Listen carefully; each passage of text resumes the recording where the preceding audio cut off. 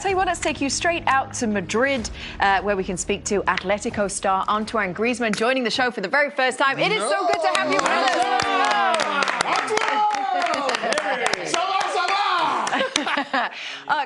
Huge congratulations to you. That has got to feel very good, putting Barcelona out of the Champions League and you guys booking your place through to the semi-finals of the Champions League. Well done. Thank you. Antoine, c'est Thierry. Tu veux pas parler anglais? Non, j'ai ma fille qui parle beaucoup mieux que moi, donc j'ai pas envie qu'elle arrive à la maison et qu'elle se foute de son père. Donc désolé, Thierry. Ok, alors on va parler en français et Kate va devoir traduire. Donc écoute, déjà félicitations. Congratulations, don't worry. Félicitations. Non, mais je voulais te poser une question. He wants to ask him a question. Qu'est-ce que vous avez travaillé sur cette ligne haute de Barcelone? Parce que j'ai vu que vous leur avez fait mal pas mal de fois quand même, que ce soit en Copa del Rey ou alors à l'aller ou au retour. Barcelona, because you took advantage of that both in the Copa del Rey and tonight. Ouais, je pense que d'abord, que ça soit chez eux et chez nous, en Ligue des Champions, on a mal joué, on n'a pas su trouver les bons espaces, les bons joueurs. Et juste quand on l'a fait 2-3 fois, on a réussi à marquer, c'est-à-dire retrouver le troisième joueur qui part en profondeur. Et je pense que c'est là qu'on a fait mal sur les buts qu'on a et les occasions qu'on a eues. Titi, I lost it. Help me. He said basically that the way they played at home and away, that they didn't play the way they wanted to play. They didn't find the right man into the space to be able to create a lot. And a couple of times, in a couple of occasions, they exploited the way the eye line was to be able to take advantage in the game. Antoine, j'en ai encore une pour toi. Qu'est-ce que ça te ferait pour, bien sûr, ta dernière saison, de pouvoir gagner la Champions League avec ton club de cœur? In your last season with Atletico, what would it mean to you to win the Champions League with this team that means so much to you? Ça serait exceptionnel. Mais voilà, je me focalise sur les matchs que j'ai à jouer et essayer de pas trop penser à plus loin. I can't think further ahead physiquement, mentalement et aider l'équipe quand ils en ont besoin au milieu du terrain. Can I ask a question? Est-ce que... Go on. Can Antoine understand English? Yeah, you can understand, English? right? Tu comprends? Yeah, I can try. Antoine, Thierry Henry here will tell you, you have been one of my favourite players in the Champions League and what you've done for France for a very, very long time. So I absolutely love watching you play, and I'm delighted that you're through to the semi-final. But I want to ask you how you felt when your manager, Simeone, gave you those such special words a week or so ago in the press conference. C'était très émotif, je ne m'attendais pas du tout. Yeah, sorry, it was very emotional for me. I give everything in the pitch for him, for the club, and yeah, I think we have now 2 games for the final, and for me is two final for me. So yeah, I think I'm ready. Oh, we're so good in English. We're so good. Mais oui, impose-toi. Anthony going to Orlando, so come on, you've got to, improve that English. Yeah. Then you can watch this show, of course. Have you heard about this show? Sometimes I see some videos and yeah, I'm really enjoy your show. So thank you for doing the show. Okay, well thank you. Well, you know what's coming next? Who's your favorite on the show, baby? No, my idol, Thierry Henry.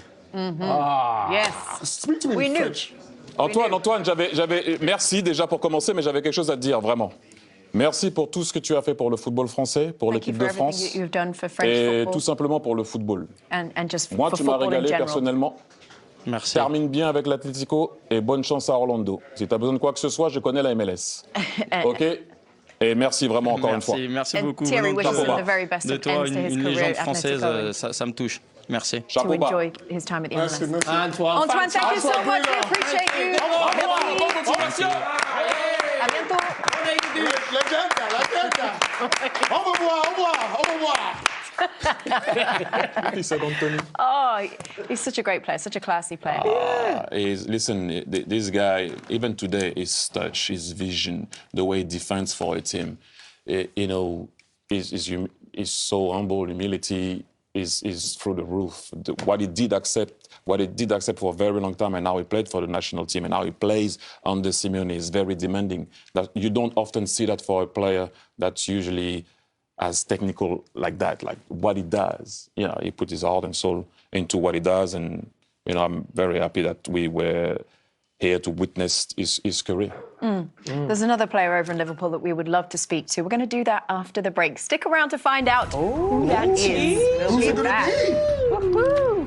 Who do you want? Everybody, welcome back to our CBS Sports Champions League coverage. So here's what we know for the semi-finals of the Champions League this season. Atletico Madrid have booked their place. They will play either Sporting or Arsenal. Remember, Arsenal playing at home at the Emirates, 1-0 up in that game tomorrow. PSG will meet either Real Madrid or Bayern. Bayern currently with the advantage from the first leg, 2-1 from that first leg, and playing at home in that second leg. But either which of those teams goes through, PSG versus Real Madrid or Bayern, looks like it'd be a fantastic game. So we've got some really exciting looking semi-finals coming up for you. Let's talk about what happened in today's quarter-final between Atletico and Barcelona. Atletico doing enough, Barcelona doing enough to get the win on the night, but not enough to turn the tie around from the first leg. So on aggregate, 3-2 the score to Atletico. They go through. Barcelona had just... Lamine Yamal scored in the 4th minute, by the way, but there was a bunch of chances before that even happened. Thierry. He started like a man possessed, like he did last year. Remember, guys, against Inter Milan when his team needed him, like he did the other day, but couldn't score. That's the first chance that he had, and Musso made a great save like he did further in the game, by the way, as we're going to see here. Again, Lamine Yamal gives the ball to Dani Olmo, and the goalkeeper makes himself big here with his hand to make sure that he can stop it. But that's exactly what you were expecting from them. Again, Lamine Yamal sorry, getting the ball back. And then again, Musso. Great save. Ridiculous. Yes. But you have outside of the foot. Yes. At that, but then here's a goal. Titi talked about half-time. The press, look at the pressure. Everything. And then the composure. He's 18 years of age. Honestly, it's not normal what he's doing. It's one of the best things I've ever seen in football. That's how good he is. And the responsibility he takes with his team is just breathtaking. Wow, what a player he is. Look at the confidence in the lad. Come on, let's keep going. And then it was 2-0 and we were getting really excited, thinking something special was on tonight. Ferran Torres, Thierry was spot on. He was absolutely fantastic in the game. Thought he'd gone too wide with that extra touch there, but it gave him the angle to whip it in, to whip down the top corner. Absolutely top class. Very good. What a finish. Very good finish. Wow. And then, what was an issue for Barcelona all season and last year, same, trying to catch people, overgo at times, any run will make the difference, and Marcos Llorente, just like I said before, gives the ball and put the ball on the platter for Ademola Lookman to make it 2-1, obviously still for Barcelona. And then, same, Julian Alvarez going on the counter. You can see here, Pedri is trying to run with him. So he turns, give the ball to Ademola Lookman, and you will see, I don't know if you will see it on the replay, but Eric Garcia touches it a tiny bit with his stomach. If you're going to see it here, yes, a tiny bit, and nearly brought the ball back into the goal, but that wasn't given as a corner. And then more chances for Barcelona. I mean, they just kept putting the pressure on Yamal, and then you see, how does he get out of these little tight spaces all the time? It's just ridiculous. And then Lamon's chance as well. I think that's a great save. I know a lot of people will say just hit him, but the way he leaves his leg there, just out, I think that's a great save. I really do. I think it's unbelievable. And then, listen, we still felt Barcelona could go on and still go through in this game, but this has cost Barcelona again. Another red card. Eric Garcia. I mean, it's just absolutely ridiculous. I mean, I'm not a Barcelona fan, but this is winding me up. When somebody's through on goal, just leave them and let the goalkeeper do his job. That's what a goalkeeper's there for. To get defenders out of trouble for the mistakes. Don't get sent off in that stage of a game. And don't be throwing your shirt and blaming the referee, blame yourself. But this was the chance. This was the chance to take it to extra time. Araujo. Oh, come on, just head it down. The ball in is perfect. It's a good leap. But he just heads the ball. He's under it instead of over it. If he gets over it, it just goes into that far corner. And it's despair for Flick and Araujo.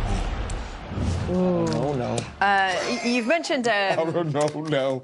You've mentioned Marcos Llorente a couple of times and just how good you thought he was for Atletico tonight. Juan Musso, you also wanted to give a shout-out to. You have to. You can't go far in the Champions League, or even win anything if you don't have a great goalkeeper. And obviously, we all know that Oblak didn't play, but this is why they left Oblak on the bench, because of the saves that he made. Brilliant saves. He was there all the time, saving his team, even there, he's going to go. Yes, you can say it's an easy one. It's not an easy one. He had to stop it. Look, I wanted to say something because, Lamine Yamal is outstanding and we know, and once again, but team effort will make you go over the line. And I watched the other day the NCAA tournaments, whether if it was the final, the men's final or the women's final. You saw two teams in the men's final that were not playing great basketball, but Michigan, the effort of Michigan brought them over the line to beat UConn, and they didn't win a tournament for a very long time. And then you watch the final before the women's final, you see UCLA beating South Carolina that no one thought that was going to happen, winning their first title. And you mentioned Marcos Llorente, and I don't know if you guys watched it, but the way Gabriela Jaquez played, and we can talk about Lauren Bates and Kiki, but you will know if you know Kiki, but that's a different ball game. But the way Gabriela Jaquez played, that's the Kiki. No, but the way. Let me finish. The way Gabriela Jaquez played that night reminded me of how UCLA won that title. If you don't play as a team, even if you have great players, you're not going to win. This was the kind of American culture reference we were looking for earlier when you were trying to do your LeBron thing. Oh, really? Yeah. Who's your Kiki? Do you love me? Are you right? Kiki D. Did she sing a song with Elton John? No, I was talking about Drake. Kiki D is. Kiki D. Who's Kiki D? Kiki D. She's singing about Elton John? Yeah. So Thierry knows one. Do you know one? Another Kiki. Kylian. Kiki! Sorry, yeah, of course. Australia. Glad we spoke about that.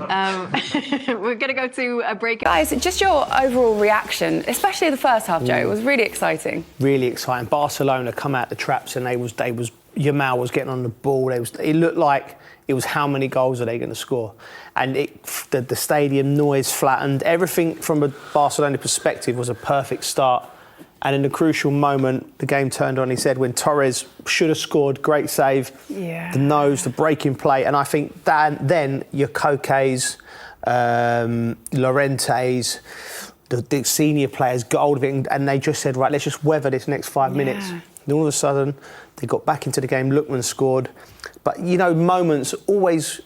As players, you see pivotal moments, and I think that was pivotal. That breaking play. Yeah. Should we take it back to 1-0, Jolien? Because it seemed like Joe was saying, it seemed like Lamine Yamal really set the tone and went out there after 4 minutes, scored. Yeah, even before that, he created an opportunity for himself after about 30 seconds, and we spoke about him before the game, and he took on the responsibility and he understood what the pressure was going to be like, and all the good moments, pretty much all the good moments in the first half, he controlled and had a saying, and he said here, not just in possession, out of possession as well, working hard for the team, gets that, recognises he's through on goal and does what he does best, which is finishing opportunity, Joe. Yeah, again.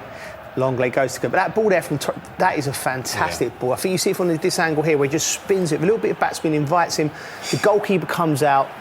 Maybe you can question him a little bit because he just sort of collapses. There's no real intensity, but Yamal just slides it underneath him. And in the first 20 minutes, he was blistering. Yeah. This was only 20 mintes after 1-0. This is Ferran Torres making it 2-0, Jolien. Yeah, again, great build-up play. And for me, I mentioned it before that Longley forces Ferran Torres to take an extra touch with a shove in his back, and then what a finish again. And this is when you're thinking, like Joe said, they're going to go on and score threes and fours. Yeah. It did seem at that point, and Joe, I want to just pick up on something you said a minute ago, because it was just after this. So Fermin Lopez gets his injury, and that was an opportunity there as well, a good chance for him. It could have been 3-0 at that point, and the pace completely changed and slowed down. Yeah, well, I think then the pin completely comes out of Atletico Madrid. They'll be stunned. Then it could have been 4 or 5. Barcelona will start dominating possession. But you've got to credit the players. Koke and like I said, Llorente, I thought was outstanding all game. And, you know, that's when you need experienced players. That's when you need to understand in moments like that. If they was a young, inexperienced team, they would have folded. But they're not that. They are grizzled, they're old, they're horrible to play against. And everything that they was tonight was enough to beat a young and exciting Barcelona team, but they got old man out of it.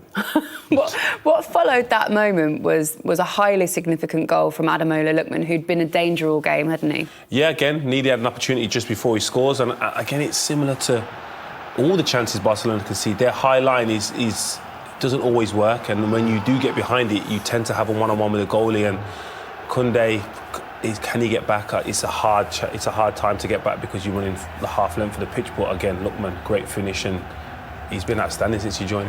Again, we'll look, Jolien, at the goals and the sending offs, and they all come from similar positions to this, where it's this high line with Hansi Flick, right? And I know he won the Champions League 6 years ago during COVID, but I don't think you can do it against quality like that, because Atletico Madrid are not elite level quality, and the 3 moments in the game, the sending off last week, the sending off tonight, and the Lookman goal were all of Barca's own demise, defended in difficult positions. Jolien tell you better than anyone else in the centre half.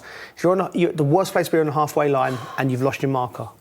That red card tonight, was that harsh for you, Jolien? No, again, I don't think it was. I think there's contact, there's a foul, slightly naive. I think if you just run straight instead of trying to get the ball and trying to get in front of the forward, I don't think the contact's made. I think he can get in behind him without making contact. But like Joe said, I think it's the high line, it's the defensive setup that doesn't give yourself an opportunity. They're not all on the same line initially anyway, and it's a great ball. We've got to give a lot of credit to Llorente for making that pass, and then he gets his body between ball and man, which all good strikers do. And I know Koundé is getting back.